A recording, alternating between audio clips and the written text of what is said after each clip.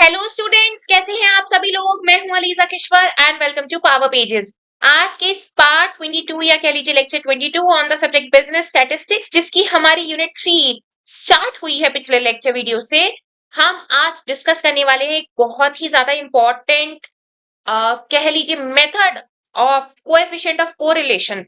जिसने इसके पहले वाली लेक्चर वीडियो देखी है उसे पता होगा कि हमारा कोरिलेशन का जो थर्ड यूनिट का पहला टॉपिक है वो आया है कोरिलेशन।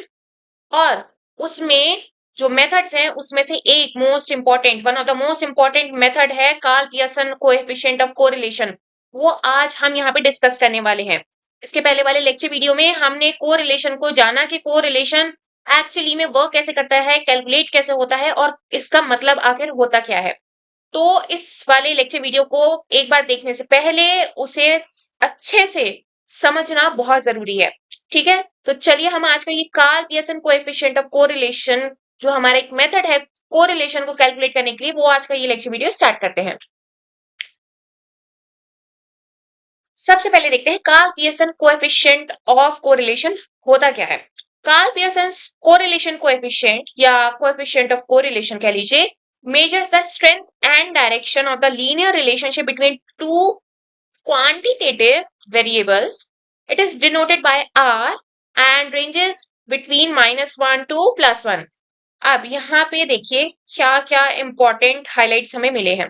कार्ल पियर्सन क्या मेजर करता है, strength and direction of linear relationship between two quantitative variables. क्योंकि स्टैटिस्टिक्स है तो क्वांटिटेटिव वेरिएबल्स की ही बात होगी।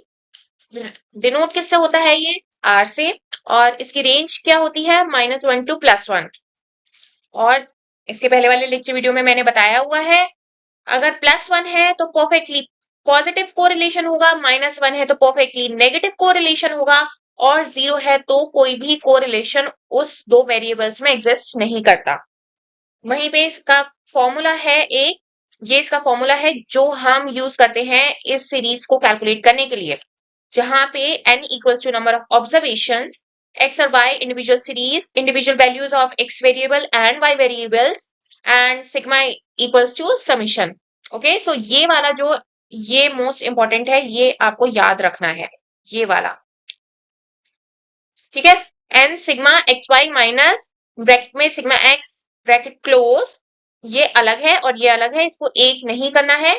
सिग्मा एक्स वाई नहीं लेना है, सिग्मा एक्स अलग है, सिग्मा वाई अलग है। तो ये ध्यान रखेंगे आप इस वाले में।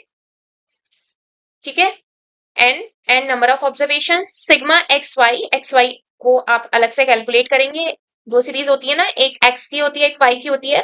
तो एक्स वाई कैसे आता है, एक्स वाई इन दोनों को मल्टीप्लाई करके एक्स वाई आता है।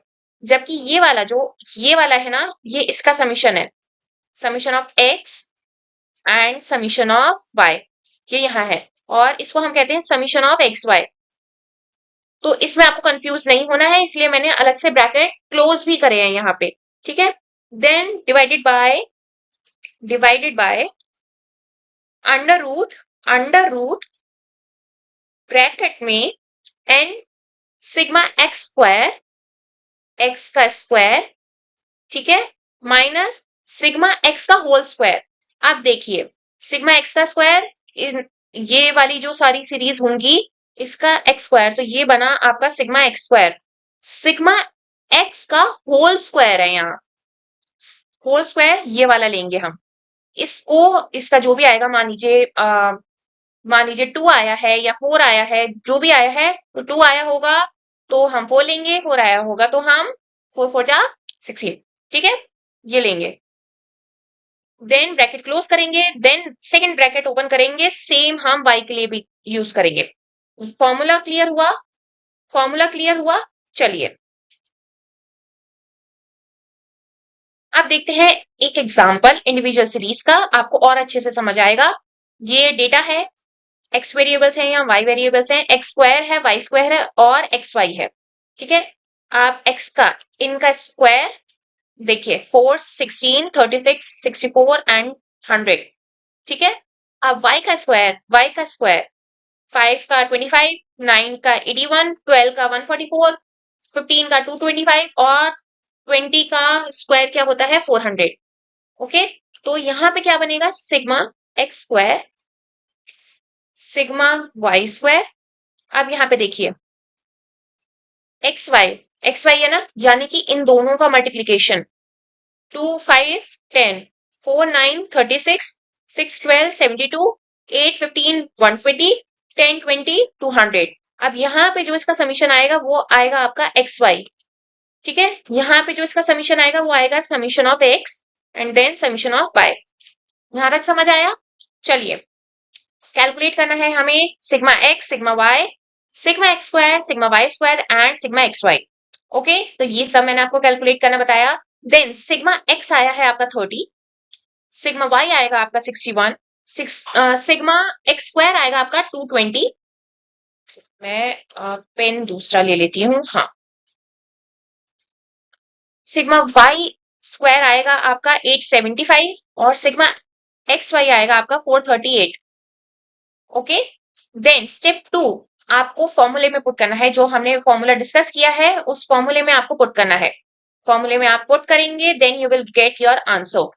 ठीक है, इसका इंटरप्रिटेशन लिखना बहुत ही ज्यादा कंपलसरी है, अदरवाइज आपका जो क्वेश्चन है, जो भी आपने सॉल्व किया है उस क्वेश्चन का जो न्यूमेरिकल सॉल्व किया है वो इनकम्प्लीट माना जाता है। तो यहाँ पे देखिए 0.995 इसका आंसर आया है, तो वेरी स्ट्रॉन्ग पॉजिटिव कोरिलेशन। ठीक है, क्योंकि यहाँ पे प्लस और माइनस के साइन को हमें इग्नोर नहीं करना है, तो यहाँ पे प्लस का साइन आया था तो इसलिए पॉजिटिव कोरिलेशन हमने यहाँ पे लिया है। इंडिविजुअल सीरीज समझ आई? चलिए अब देखते हैं डिस्क्रीट सीरीज का एग्जांपल। डिस्क्रीट सीरीज में है x y and f, of course frequency जो होती है यहाँ पे एफ एक्स यहाँ पे आएगा f into x, f y f into y, f x square. अब देखिए एफ एक्स स्क्वायर क्या होता है? एफ एक्स स्क्वायर एफ इसका स्क्वायर कितना होगा 1 और मल्टीप्लाई बाय 2 तो 2। ठीक है, अब इसका स्क्वायर क्या होगा 4 ना, इसका स्क्वायर होगा 4 और ये कितना है 3, तो 4 3 जा 12।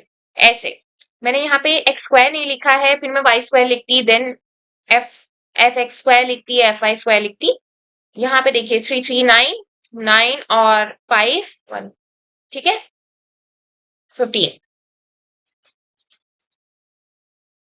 ओके, चलिए देन एफ एक्स स्क्वायर आपने देख लिया है, एफ एक्स स्क्वायर हमने निकाल दिया है। अब हम निकालेंगे ऐसे ही सेम तरीके से f y square. F y square भी निकाल दिया हमने, एफ वाई स्क्वायर निकाल दिया। देन हमें निकालना है एफ एक्स वाई, यानी कि f into x into y. ये तीन मल्टीप्लाई होंगे, ये तीन मल्टीप्लाई होंगे, ये तीन मल्टीप्लाई होने के बाद ये वाला आपका आ जाएगा। देन इसको हम कहेंगे सिग्मा एक्स, इसको हम कहेंगे सिग्मा वाई, इसको हम कहेंगे सिग्मा एफ, इसको कहेंगे सिग्मा एफ एक्स, इसको कहेंगे हम सिग्मा एफ वाई, इसको कहेंगे हम सिग्मा एफ एक्स स्क्वायर, इसको कहेंगे सिग्मा एफ वाई स्क्वायर और इसको कहेंगे sigma f x y. Okay, तो देखिए यहाँ पे स्टेप 1 क्या है, calculate f x, f y, f x square, f y square and f x y. ठीक है, तो हमने ये सब फाइंड आउट किया। अब हमारे सिग्मा आए हैं, सिग्मा एफ आया है हमारा 14, सिग्मा एफ एक्स आया हमारा 39, सिग्मा एफ वाई आया हमारा 390, एफ एक्स स्क्वायर का सिग्मा या समीशन कह लीजिए 123 आया है और एफ वाई स्क्वायर का समीशन 12,300 और सिग्मा एफ एक्स का सिग्मा एफ एक्स वाई का 1230। आपने फॉर्मूले में पुट किया, फॉर्मूला डिस्कस हो चुका है और आया ये 1। परफेक्ट पॉजिटिव कोरिलेशन, क्योंकि यहाँ पे प्लस का साइन नहीं है इसलिए ये परफेक्ट कोरिलेशन में आता है, पॉजिटिव कोरिलेशन में आता है। इंटरप्रिटेशन हमेशा ऐड करनी है। ये था एक डिस्क्रीट सीरीज का, अब मैं आपको बताऊंगी इंडिविजुअल सीरीज का। ओके, ताकि आपको हर एक सीरीज का मैं बताती चलूंगी ना, तो आपको ना एक ओवरव्यू मिल जाएगा कि एक्चुअली में क्या आपके पास डेटा गिवन होगा एग्जाम में और क्या आपको इसमें लिख कर आना है या सॉल्व करके आना है। अगर आपने इसका ये जो है ये समझ लिया ना, तो आप बहुत इजीली सॉल्व कर पाएंगे और ये बहुत ही ज्यादा स्कोरिंग है टॉपिक कोरिलेशन का। मोस्टली बोला ही जाता है या कार्ल पियर्सन कार्ल पियर्सन से कैलकुलेट होता है, अदरवाइज वो स्पेसिफाई करके देगा कि कौन सा कार्ल पियर्सन है या स्पीयरमैन रैंक मेथड है, उससे आपको करना है।